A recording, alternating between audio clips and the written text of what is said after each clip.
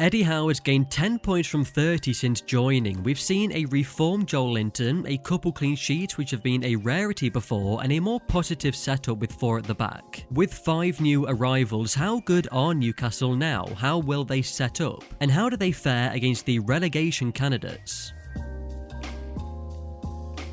It was a 4-2-2 when Eddie Howe arrived. As expected, it saw them get a 1-0 win over Burnley, and this was a match that changed a lot on the pitch for Newcastle. First of all, it gave them confidence and a lift. They had the lowest expected goals against them this season, kept their first clean sheet, and it saw the emergence of a defensively sound Joelinton. He played as a striker in this match, but his 2 tackles won was the most for the team, 2 interceptions was the most, and 6 successful pressures was also the most. What this formation uncovered was that they struggled to create good chances. Against Norwich, Callum Wilson had 1 shot and 2 touches in the penalty area, something that urgently needed fixing. This meant they switched to a 4-5-1, allowing Joelinton's defensive qualities to be more effective, to have more build-up in the midfield, and also allowing Trippier to push higher as there is more cover in midfield. That brings us nicely to the transfers, where Trippier isn't just another player to create chances, but wherever he's been, he's a reliable creator where he gets many touches in the attacking third.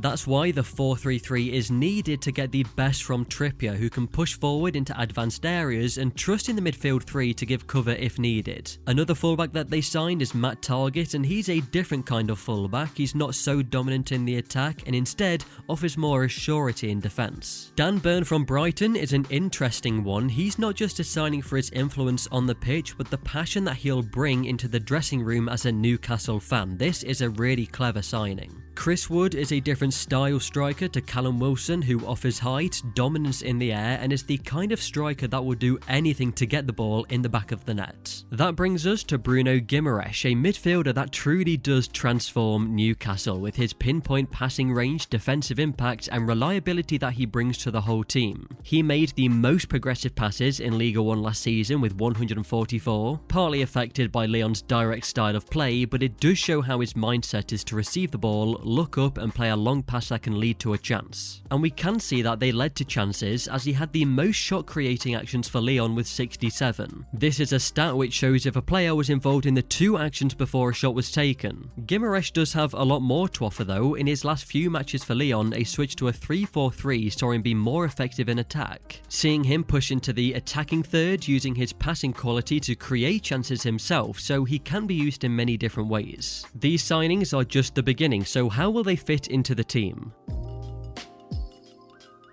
First of all then, the 4-5-1 is what is being used, and it's likely that Eddie Howe will continue with it. The main reason as to why the switch was made was to win the midfield battle. If there is tenacity shown in this department, then Newcastle can rely on Saint-Maximin's pace to carry the ball into advanced positions, and for Trippier to progress the ball forward with his passing. And now with Bruno Guimaraes fitting straight in, it's upgraded this position. That means that Newcastle can win possession more often and be more confident in attack. For example, with the reliance Guimaraes brings as a defensive midfielder, it will mean that the central midfielders can make more forward runs. Due to Guimaraes being defensively aware and giving cover, maybe this will get Joe Willock scoring goals again. Expect to see Guimaraes regularly looking for the long pass out to Keiran Trippier as he gets high into space on the right flank and stretches the width of the team. This is a link-up which could work really well. In terms of the fullbacks, what Targett and Trippier most importantly offer is a nice balance. It's similar to what Cresswell and Sofal have at West Ham, where one is very attacking and their speciality is crossing, the other is still effective in attack but better in defence. While we're discussing the defence, then Burn goes in as the left-sided centre-back as a left-footed player. In fact, occasionally he played as a left-back for Brighton, so this is something he's comfortable with. With these players who improve the defensive side of the game, it does mean that Allan Saint-Maximin, who attempts many risky passes each match, therefore losing possession often, now has more cover and reliable teammates to recover the ball if he does lose it. Alternatively, a formation to get even more from Bruno Guimaraes and make him more effective that could be used against a stronger opposition is a 3-4-3. The big difference of course is 3 centre-backs, but this is much better now with Dan Burn in the team, a left-footed player as a wide centre-back, much more effective for passing down the flank. Trippier now has even more license to push high on the right due to the cover behind him. He can get into dangerous positions to cross more often. And this is why I'd opt for Chris Wood in this formation, as more crosses can be expected by Trippier, it only makes sense to have Chris Wood's aerial threat in the box. In midfield, I have Joel Linton there. Whether he could play as part of a midfield 2 is debatable. Maybe this could be where Longstaff is used, but either way, they're lining up alongside Guimaraes. And suddenly you find Guimaraes is having a lot more touches in the attacking third, where his passing can be utilised to get an assist or be in the build-up around the box and maybe even score a goal himself. As you're losing out on the midfield 3 in this formation, playing Joe Willock as the right winger or the right midfielder when out of possession would be a good move. Having Saint-Maximin and Fraser in this formation may mean that the team get pushed right back, so having a better defensive player in Joe Willock to sit as the right midfielder would be much more effective. Most crucially then, is this team good enough to survive? Well, with the improvement to the first 11, the big difference is that the opposition will go into matches against them with more to worry about. Previously, it was only Saint-Maximin that was the big threat in the team, but now with their signings and mentally for the opposition, knowing the changes that Newcastle have made, it will be different. Eddie Howe has settled with a formation, and they now go into the second half of the season with the plan that he's implemented. It's just getting the new signings to fit in. The relegation battle is so unpredictable though, with Norwich getting back-to-back wins, Sean Dyche always seems to find a way for Burnley to survive, and Watford just appointed Roy Hodgson, who is known for doing well at this level, and they made quite a few signings.